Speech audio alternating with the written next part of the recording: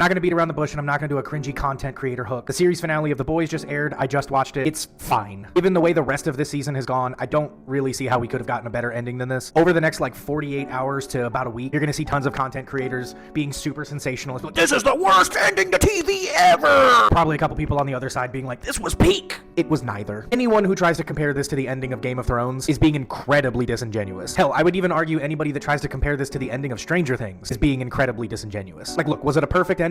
No, but it wasn't a perfect show, and it was a fairly bad season. But given what we got, it was fine. It tied up most of the loose ends. Yeah, I know that there are going to be spin-off shows. None of them really got alluded to in this finale, so you could just watch this as a standalone and never watch another Boys property, and you got a definitive ending. Small spoilers from here on out. There was no after-credit scene. Soldier Boy was never even mentioned. So, like, they don't do the whole thing where at the end, the camera slowly zooms in on Soldier Boy, and it's like, oh, he will return and Vought. No. It's just a definitive ending. They don't even reference some of the characters going down to Mexico for the Vought Mexico or Boys Mexico, whatever the next, like, show is. Wasn't referenced, wasn't hinted at, nothing. Vought Rising wasn't really hinted at. Closest thing was the phone call between Huey and the president. He talks about how he's starting up the Bureau of Soup, whatever. The, like, people who keep the soups in check. Could maybe be a reference to an upcoming project, or it's just kind of like a way to send off Huey, because he turns it down in favor of, like, doing his own thing. So, yeah, I appreciate that this was, like, a definitive close of the book ending to the series. Because I genuinely hate when a series ends with the, like I said, like, slow camera zoom into, like, because then essentially the finale and the series itself cannot stand alone. You have to watch other properties. Like I said, with this, if you are done with The Boys and you watch this final episode, it's fine.